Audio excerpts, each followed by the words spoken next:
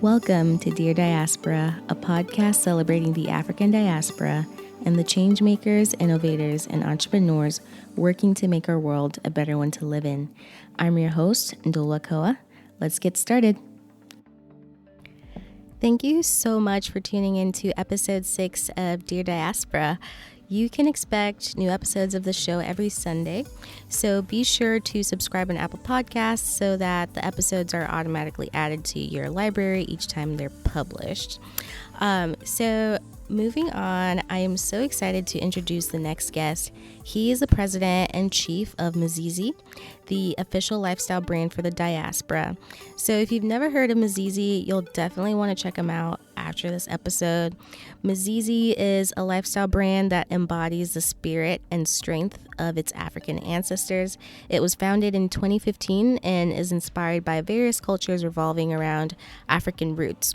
So they have exclusive collections that are consistently designed with connection and representation in mind.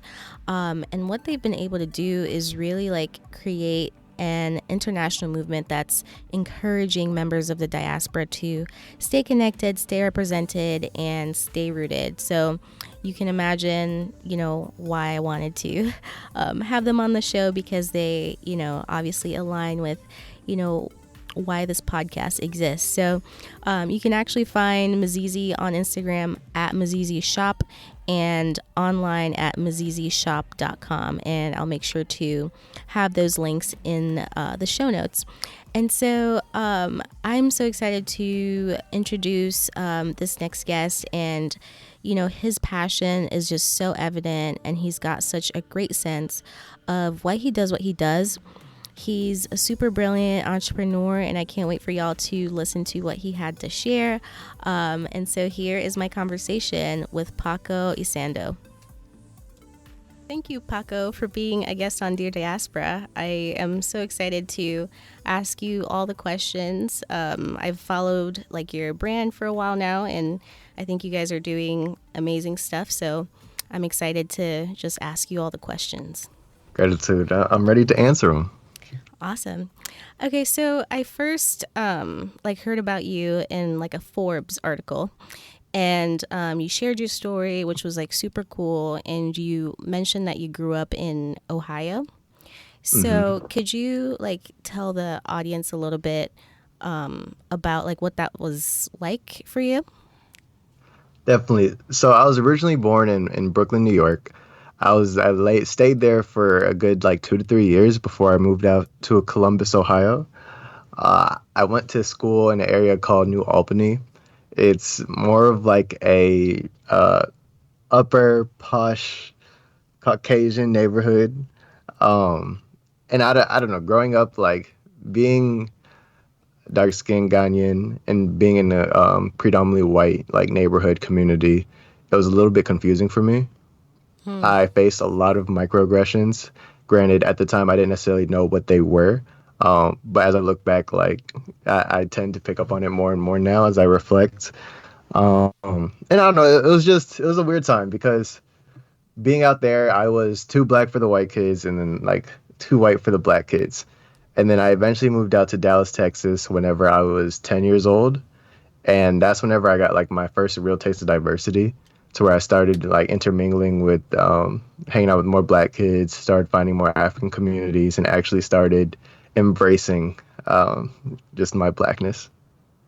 Oh, wow. And so you said you were how old when you moved to Dallas? So I was 10 years old, and then I stayed out here up until high school. So from 10 to 18, and then I went to school in Tampa at University of South Florida. Ah, okay. Cool. Thank you for sharing that. And so so you also, I remember reading in the article that you went to USF, right? University of South Florida. And that's where you met your partner, right? So I met the homie who inspired me to start the brand. His name was George. Okay. And yeah, I met him my freshman year at USF. We were in the dining halls. He would come up into the dining halls wearing the dopest stuff, with the same stuff that we'd wear over here, but it would have Kenyan fabric stitched into it. And coming from Texas and being around as many Africans as I did know, I just knew that I had a market that there's there's just opportunity to sell to. And then off top of that, like people from the continent, you realize they're a lot more just competitive and ambitious than your average American. And he really showed me that money doesn't discriminate. Like literally, no matter what path you take, anybody can get it at any age. So he was the one who really like kind of sparked the fire up under me. Oh wow, that's so cool. And so like currently he's no longer your partner then, like you guys, because you're like the chief or president, right? Yeah, so George, he never like officially started or co-founded the brand with me. He just helped me like just start the idea. But even from the jump, I was the one who I was flying over to different states to find manufacturers, doing the research behind the diasporas, figuring out where all these enclaves are at, and we're just really going the whole 9 yards with developing the brand. Oh wow. And so could you tell me more, I guess, about the like how you went about like doing the research to figure out like where essentially like your market was at, right? So at whenever I first started MIZIZI, this was about the time that like all the African dad vines were really popping, and it was like the beginning of this whole Afro diasporic wave that was beginning to catch. Um, and honestly, I just went through a bunch of Google searches and also figuring out like, okay, which countries had the biggest enclaves in the states? Which countries had the biggest populations that were out here in America, and where were they located? Like what city? Were they in New York? Were they in DC? Were they in Houston? And then from there, like figuring out, okay, who are the key influencers within these communities that are like that have like high visibility out there? Like who are the top Texas African influencers? Who are the top Nigerian influences in New York, and just going down that rabbit hole and figuring out like, okay, how can I get the most exposure in the smallest amount of time? Oh wow. I mean that's so smart, I think. Like influencers obviously are like a huge thing, especially if you're, doing most of your marketing on social media. So that's Definitely, so smart. and like the African diaspora community is a bit tight knit, so like it wasn't a hard niche to, I don't know, to really just capture in a short amount of time. I feel like everybody kind of follows the same people or are aware of the same people. So once you just target those key people, it's not long before the brand gets exposed all over. Oh wow. And so were you like essentially just sending them like the jerseys and then like like were they doing it for free? Like posting that they were wearing your jerseys, or did you pay them? Like how did that work? It really depends. Um, it's really a context by context basis. So some influencers, they just rock with the brand, the message, and what you're doing so hard that they will willingly do it just because what you stand for aligns with what they stand for. So it just makes sense. Other influencers, yeah, I did pay a pretty penny for it, but at the same time, it's really just like a hit and miss and learning game. You realize that some people are more effective than others. It just depends on like who their audience is and if their audience cares about your product. Totally. And would you say, was there like any sort of surprise when you were doing your research? Like, was there a city that you didn't think like, oh, there are people, like let's say African people in this particular city? Like, were there any surprises? More so surprising about like just how big or small certain diasporas were. How some countries like Cape Verde had bigger diasporas outside of the country as opposed to more people inside of the country. And just like little facts like that, or even just finding little clubs that are here and there in different states. You'll be surprised. Like there's a lot of different pockets that I came across that I had no idea. And even till this day, I still like just by asking different people, like, okay, where are your people at? Like, where are your communities at? Where do y'all stay? What do y'all do? They tend to put you on game and tell you about places that you've never even heard of.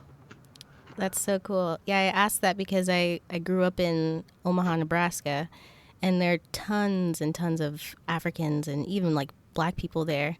But like you wouldn't think like a just a random Midwestern city like Omaha would have so many. Yeah, who's in Nebraska?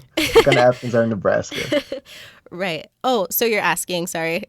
I thought you were like being like you were joking. Clowning y'all? Mm-mm. So we have a really large like Sudanese population, and then Togolese I think is like the second largest.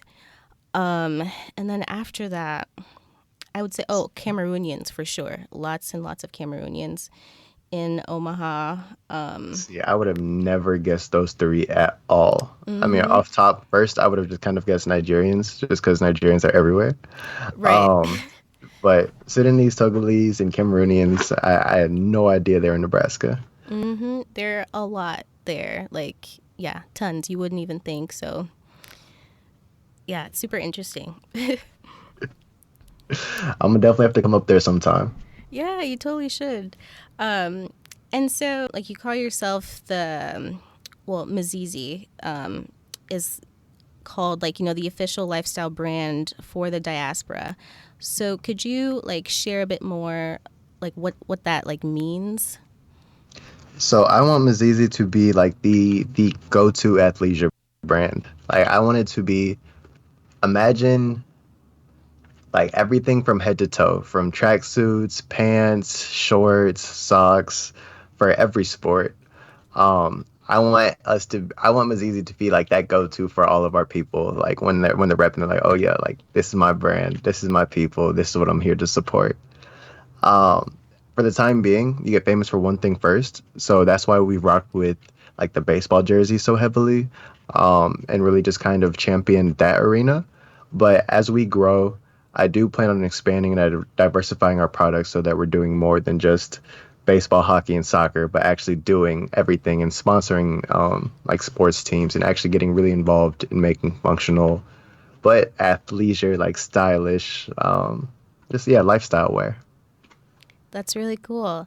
And so, like, why, like, did you know, like, in the beginning that you would go with, like, athleisure? Or is that I something? definitely did not. Yo, it was actually crazy. Um, it was like Mazizi was supposed to be like originally everything from head to toe, but whenever I went to New York, right, this was after my freshman, sophomore, or my freshman spring semester. I went to New York to try to find a manufacturer to do everything from start to finish, like literally from product creation all the way to holding the inventory and shipping it out to customers. But the one manufacturer that I did find, that I did inquire with, told me that I was trying to do too much at once. He told me that they would have to hire extra staff and that they would have to charge me $500 to make one baseball jersey. What?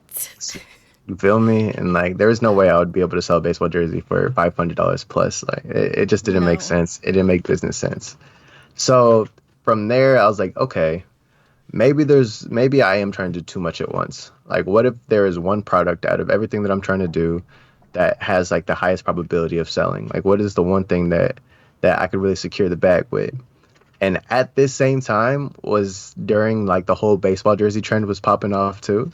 This is when every retailer had their own versions of baseball jerseys, from literally Forever 21 to Champs. And I was like, okay, if anything, let me do like an Africa baseball jersey and see how I can expand from there. Then yeah, from there, like okay, I made like a black Africa baseball jersey that had most of the flag prints. I kind of expanded and started figuring out like okay, which were the biggest enclaves, because I wanted to target the biggest markets in the states, but at the same time, still not overlook some of the smaller ones. So we started with Ghana, Nigeria, Ethiopia, Eritrea, Kenya, and Egypt. And those were the first countries that I ever released from Azizi on August 30th, 2015. Okay. Wow. And so, would you say there's still like the same amount of excitement for baseball jerseys, sorry? Or do you think it's like people are like looking for something else now? I think trends will always come and go, but I do feel that sports is something that's timeless. So there will always be a need for sportswear, whether it is more fashionable or stylish. That's just dependent on the times. Um, Granted, the hype and excitement might not be the same as it was a few years ago, but the need for it is still always going to be there. You get me? So I think there will always be a place for us and for us to create jerseys for different countries. Nice. And would you say, like, do women ever ask you, like, oh, like, is this for me also? Or has that not been an issue? No, it's definitely because I recognize that our branding comes off as a bit more male centric, but majority of our customers are women. Um, just because, like, when it comes to baseball jerseys, there's a lot more ways that women can style them as opposed to men can. Um, Whether it's rocking it just like a plain baseball jersey or if you want to rock it like a dress. Um, People are always like asking us, like, is this unisex? Is this for women? Is this for men? But at the end of the day, like, our jerseys can literally be rocked by anybody. Oh, wow. Yeah, I mean, they look really great. And I recently saw that you guys did like a collaboration with Disney, which I thought was like so cool and so dope. And so, could you share like how that like came about and yeah, just a bit more about it? So the Disney deal, that one kind of fell in our lap, simply because we worked with Marvel last year as a part of the Black Panther movie merchandise release, and because we already had our foot in the door, Disney had a cultural advisor that was working on the movie that had recommended us to do the merchandise for the movie. So whenever we approached Disney, created like this pitch, had a mock-up jersey for Lion King, they were all for it because they already had us in their eye set. I don't know what the phrase is, but they already had us. They're already watching us. Okay. So that one kind of just came together well. The one that was hard was actually Black Panther.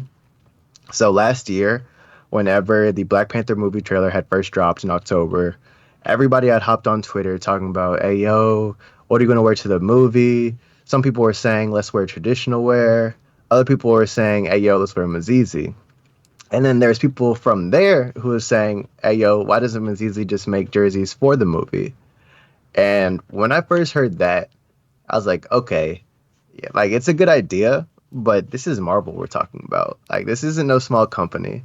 I didn't really know how feasible it would be, Mm. but after juggling the idea in my head a little bit more, I was like, okay, let me see what I can do. I started doing more Google researches, figuring out what were, at the end of the day, all selling is solving someone else's problem. So I was trying to figure out what were the problems that Marvel was having with their marketing. Where were the holes in their marketing when it comes to like reaching the diaspora or like the urban market.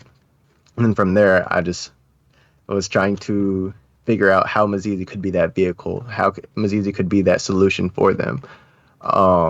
And by December, I had put together a couple page portfolio, had a mock-up design, approached them, sent them this email, and off rip they just flat out told me no. Oh From my God. there, it was really disheartening.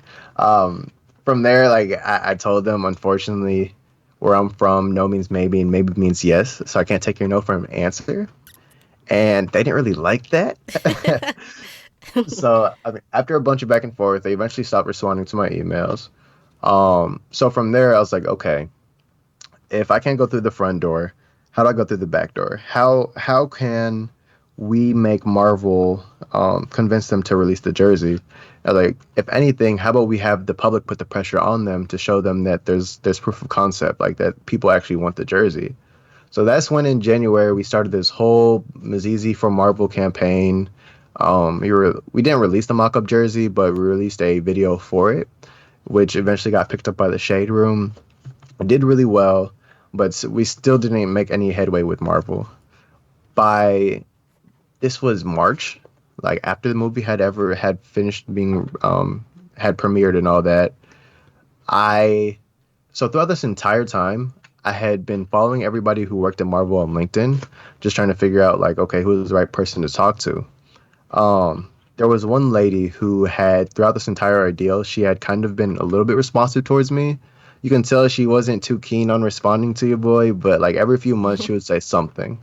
Okay. And it wasn't until like after the Shade Room had picked up the video, I sent her that. I sent her all the reactions, and then she responded saying that she would get back to me with an email. A few days passed. She sends me an email. Somebody who works at Disney, and like by this time, the team we had already sat down and talked about it. We decided that by like we have spent way too much money and way too much energy in releasing into promoting a jersey that can't be officially released. So it's time to just let Black Panther go and move on. But I had told myself like, hey yo, if you had had this person's email like in the very beginning, you still would have sent a follow-up email a week later. So that's what I did. I sent a follow-up email a week later. I got an email from, it wasn't even that person, but it was another random person at Disney saying, hey, we love your tenacity and ambition.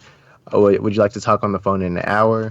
And then within 2 days, I was in LA talking to Disney's consumers product team, trying to figure out how we can make the Wakanda baseball jersey a real thing. Oh my God. That is so cool. And so was it like pretty much like smooth sailing after that, or did you have any like other kind of bumps and stuff before like the jersey was officially like released? Granted, when working with big businesses, there's always going to be like red tape and bureaucracy that slows down the process and that you have to work around. But for the most part, I mean, we had gone through the hard part because at the end of the day, it was just a matter of finding out like who was the right person to talk to, who was the one who would actually give us a shot with the jerseys. Wow. Oh my God. That's so cool. I feel like that's like the perfect collaboration. So I'm I'm super happy to hear that you just kept pushing for it and it actually happened. So Thank you, dude. Like honestly, the way that I saw it, it was literally just the law of averages. For every no, there's a higher probability of me getting a yes. So it's just a matter of exhausting as many no's as I possibly could. I like that. And so what would you say keeps you motivated? Because I feel like, maybe the average person would be like, oh, well, okay, they said no the first time. Like, what keeps you just like pushing? A combination of things. Um, First off, I definitely think like the people around me, the team, my family, my friends, they're the ones who definitely like keep me going. Just because I know that some people are counting on me, they're counting on MIZIZI to succeed. I can't afford to fail. Um, Also, I'm also a very I can be very stubborn. Once I get like a good idea and once it just makes sense to me and I wrap it around my head, I tend not to let go. Um, it can be like a double-edged sword, but persistence begets progress. So I'm not mad at it. Okay. Nice. And so you mentioned your team, and I read about like your mom and how she's really been like key as your business has like grown and developed. So could you share a bit more about like your mom and like what she does for MIZIZI? Definitely. So my mom, she was originally our angel investor, and now she is our chief spiritual officer. Um, so she was the one who actually like start funded MIZIZI. She was the one who gave me enough money so that I could actually get things off the ground. But now she works on the day to days. She handles all the customer support. Anytime y'all are emailing the support email from MIZIZI, y'all talking to my mama. Nice. And then anytime there's an order, my mom is the one who wakes up in the morning. She grabs the jersey. She prays over it, packages it, and then ships it out to the post office for everybody to receive. Oh my gosh. That's so cool. Like I love that. And so how did you convince her to be that first like investor? Was that hard or Yo, honestly, like me and my mom butted heads so much. Like I get my stubbornness from her, honestly. Um, but yeah, so over I st- I first had the idea for MIZIZI my freshman year at USF. I took time off of school my sophomore year. I ended up going back that spring semester of sophomore year, but from that spring semester up until like that summer or through the summer, I had still been like focused on further developing MIZIZI.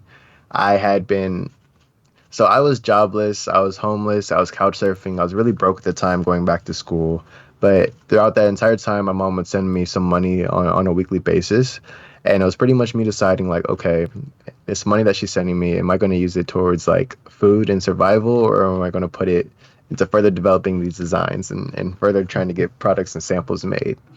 Um, so yeah, like over the course of those months, she saw my consistency with it. She saw that like I wasn't like letting it go, and it was something that I was sticking to. So by the time that came around where I had the business plan already made out, I knew the landscape, I knew how to sell it, I knew where the enclaves were at. I had a product that looked good. We set up a photo shoot, we had the content. Literally all I needed was the capital to get things going.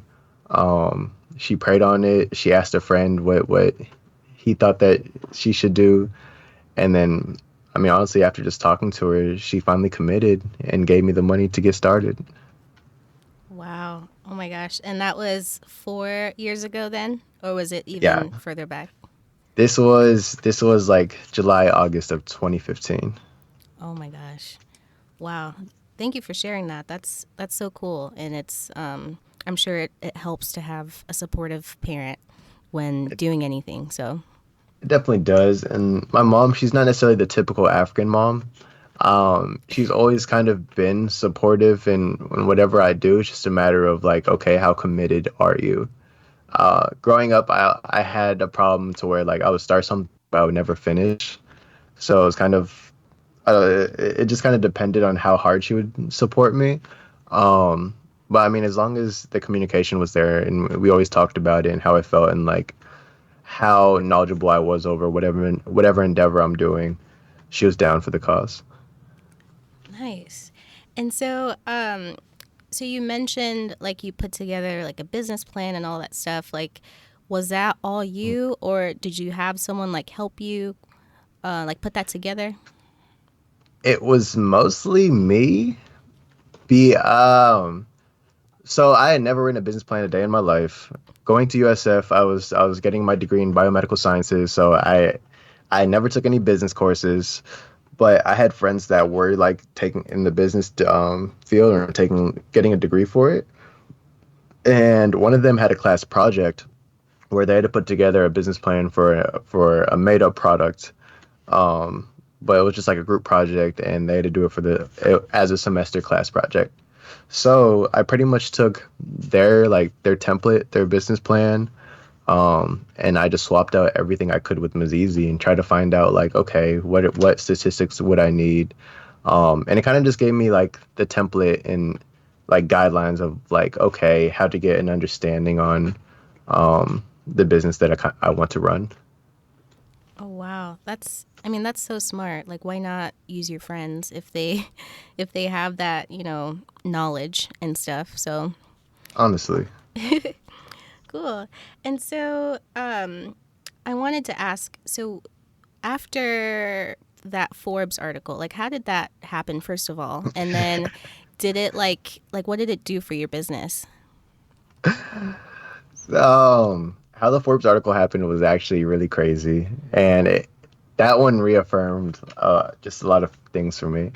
So essentially, back in this was at the end of 2018. Um, so I have a homie named Sasha. She's an actress. She was in like the last Hellboy film. She starred in American Honey, and her and her brother Sergio had been invited out to Art Basel in Miami. This was December, and like I'd gone with her before back in 2016, so she invited me out there again, and it was what night was it? It was like our third night out there. We were partying at Versace Mansion, and it was like this rich bourgeois uppity white party, and we were like the youngest and the blackest kids there, but we were just enjoying the hell out of ourselves, like we were dancing, we were smiling, we were talking to people. All of us, there was also another homie named Debbie Stones who was with me, and all of us, we were really just like comfortable in our own skin and just enjoying ourselves. um so like people were flocking to us. People were taking videos, Snapchats, pictures, all that. And like after the night had ended, I decided to go back and like look through on the Instagram story like the hashtag Versace Mansion just to see who was there that night at the party, and see if anybody who was who and like who had recorded us. Come to find out, a person who had taken a video of us dancing was a writer at Forbes. So I reached out and I was like, I'm glad you enjoyed our moves. He told me that he loved our energy and our vibes and that we were the life of the party. And then like one thing kind of led to another, and I started talking about MIZIZI and who we are and what we do. And from there we got on the phone, and we discussed the interview. And on my birthday, that the following month on January 19th, was when it launched. Oh my God. That's so cool. And so, so then, yes, share what happened like after that, the article was published. So although like it looks like, how do I explain it? If I'm being 100% transparent with you, I'm starting to get a little bit jaded by the accolades.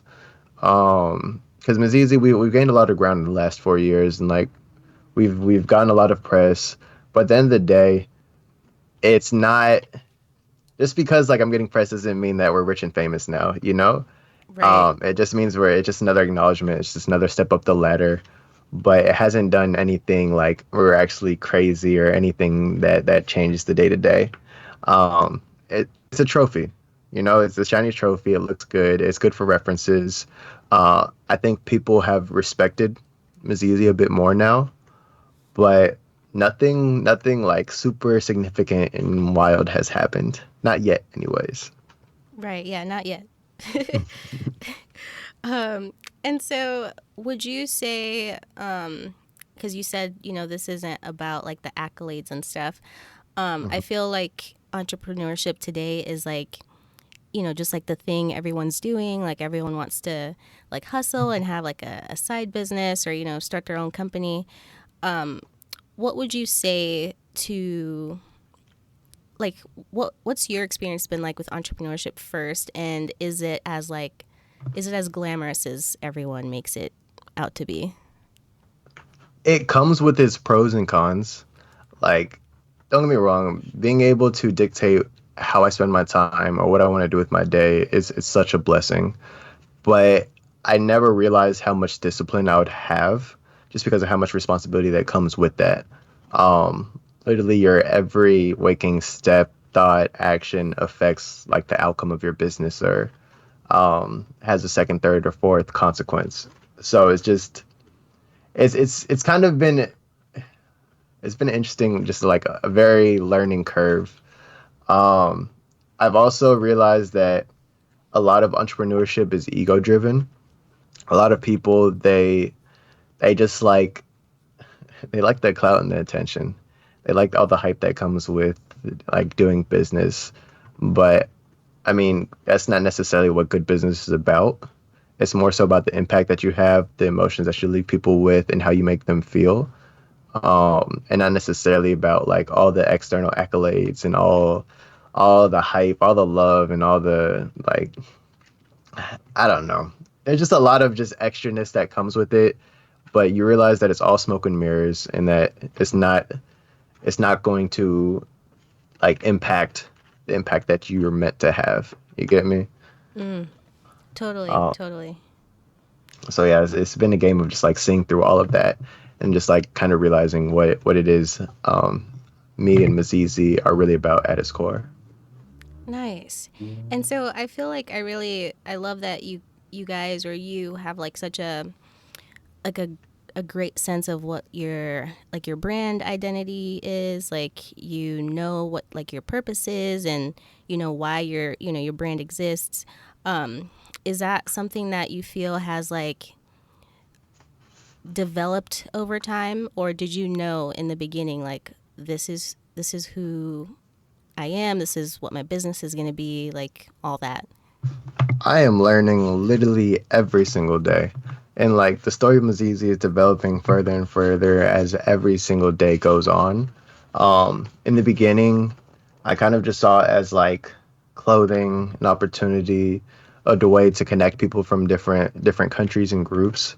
but I've literally seen MIZIZI grow into like an international celebration. Like it's kind of it's grown into like a giant party worldwide of people celebrating their cultures, where they're from, and being connected because of such. Um, I don't know, it's really dope to see like an idea take on a life of its own and really just become a movement. I never initially thought that this is where MIZIZI would be, but I'm not mad at how far it's came. Wow. And so, could you share a bit more about like, is Stay Rooted like your kind of like your slogan, or like could you share a It bit more definitely is. about what it is? So since MIZIZI means roots in Swahili, it's only natural that stay rooted be our tagline. You know, we want people to stay rooted in their culture, their purpose, just stay rooted in their identity, and make sure they don't forget it. Wow. And could you I guess I'd love to like expand on that a bit more. So like so you being, you know, you grew up in the US, but Hmm. your roots are Ghanaian, right? Hmm. And so what is like I'm trying to figure out how to like ask this. Like what does like being rooted mean to you because you have, you know, like those different identities? Being rooted means just staying true to yourself. It doesn't necessarily have to mean a country or like a culture, but staying true to like the essence of like who it is that you are. If you identify with the country and you feel like that's a part of who you are, then be proud of that, you know? But there's so many different facets to our identity. It's really easy for a person to kind of just get lost in what other people tell them. I want to stay rooted to be like that go to that tagline that keeps people humble, that keeps people grounded, and reminds them like, okay, this is who I am. Wow. And so do you identify like do you say like, "Oh, I'm Ghanaian American," or do you just say I'm American, but my parents are from Ghana? Like how do you like when people ask you the question? Growing up, I definitely used to say like my mom's Ghanaian, but I'm a New Yorker. Um, but as I grow up, it just kind of depends on the context of the situation. Most times I say I'm Ghanaian American. If I'm around other Africans, I'll just say I'm Ghanaian. But like staying rooted, what it means to me is just like actually just taking that time to start just embracing your culture again. And really, because I used to reject it when I was growing up. Like growing up in that white New Albany and Columbus, Ohio, I really kind of I don't want to say despised my Africanness, but I resented it. But as I grow up, like I'm starting to take a lot more pride in all these different facets of me and all these different compartments that make up who Paco is. And it's cool to learn about it. Wow. Thank you for sharing that. I feel like that's definitely how I feel. Like I came to the US when I was 10. So I was older, but like Hmm. even at that age, I was like I think it was hard to like find the language to be able to like explain like who I am, you know, to people. Hmm. So I feel like that definitely was something that I didn't really know how to be like, oh, I'm from Zambia. This is what that means. But I'm living in America, and I'm black, and but being black Yo, and is different. Like my blackness is different from your blackness. Like being young, I feel like you don't have the words to be able to like explain all that. it really is hard to communicate, like finding that space of like, okay, where do I fit in? Who am I? Um, that's essentially like what I want Mazizi to be, to serve as a bridge between different communities to help people who feel that they aren't Ghanaian enough, or people who I don't know, just people who are from just different facets, different countries, to be able to relate to one another and not feel alone. Because like being in Tampa and just growing up from Ohio to Texas and then going to Florida, it was a complete culture shock. Like I didn't have any friends whenever I went to USF, and it was just really lonely. But like with MIZIZI, I feel like it's helped me build a bigger family around me. Like give me some sense of like, okay, I'm a part of something that's not just me. I'm not the only one here, but I'm a part of a community of not just Ghanaians, but Nigerians and Togolese and Zambians and I don't know, just one big collective dope diaspora. Wow. Oh, that's so dope. Yeah, thank you for sharing that. And so, where do you see MIZIZI in the next, let's say, 5 years? Like, are you like right now you ship like internationally and all that stuff, but do you see yourself like what's the next step for you guys? Um, the next step, honestly, so I wouldn't ever call myself. That's not the right words to say. I don't necessarily plan that far ahead. The Okay. direction I want MIZIZI to go in is I want us to be full athleisure. The timeline that it takes is not necessarily up to me. Just because a year ago, 2 years ago, I never thought we were going to be working with Marvel or Disney. But this is the direction that we're going in, and I feel like a lot of entrepreneurship is having that mentality of being able to be fluid. Because although you set plans, like they never necessarily go according to plan. Um, so within the next 5 years, I want MIZIZI to be a international, worldwide brand representing the entire diaspora, making jerseys, sponsoring national teams, and just being like that go-to for different organizations and leagues. But if it'll happen in 5 years, who knows? If something big comes up and takes us in a different direction, so be it. So nothing is necessarily set in stone, but we'll see where the cards lie. We'll see how things play out. Nice. Man, I mean that's so exciting, I'm sure, to be like a part of, and I have no doubt that you guys will continue to grow and continue to just fulfill, whatever it is that you're here to do. So I look forward to like watching. That's love. Thank you so much. I appreciate it. For sure. Um, and so, one last question. What kind Shoot. of, so what advice do you have for, like, let's say there's another 20 something year old out there, or even like a teenager that wants to, like, follow your footsteps and do something similar to you? Like, what are your words of advice for that person? My words of advice, I say in literally every single interview, is that the acquisition of knowledge is a catalyst of progress. The more you learn in any direction that you want to go in, the faster that you can go in that direction. Literally nothing under the sun hasn't been done. There's always been somebody in time that's written about it, whether it's on like a wall, a scroll, a Bible. The game is out there. It's just a matter about being intentional of like taking the responsibility of wanting to actually learn about it and applying that knowledge after the fact. So Wow. That was great. Thank you so much for that. I love that, and I absolutely agree that, everything that you could possibly think of doing most likely like is already out there. So it's a matter of figuring out, what exactly you want to do, and then just having, seeking the knowledge and, getting all the necessary skills for you to be able to do it. it really is. All the game is out there. Like I never imagined myself as an entrepreneur or CEO, but here we are running MIZIZI, an international movement. Anytime there's a problem or anytime there's something that I think that applies to our next step, I Google search it. I find a book about it. I find articles or people who speak on the topic, learn about it, apply it, and then I just move on to whatever I need to learn next. Nice. So, Wow. I think that was like the perfect way to end the conversation.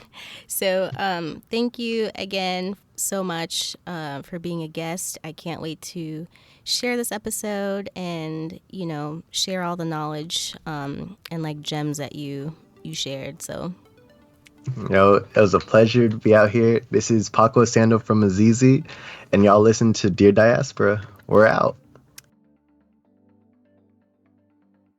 How awesome was that conversation? I feel like it's such a testament to, how much hard work and, persistence, how far it can really take you. And I really loved just hearing about the work that he's done with Marvel and, the Wakanda jersey and just all that. Like, if you want to check him out and learn more, don't forget that you can find him on Instagram at MIZIZI Shop, or on their website at MIZIZIshop.com. Again, I will make sure that those links are in the show notes. And yes, thank you so much for listening to episode 6 of Dear Diaspora.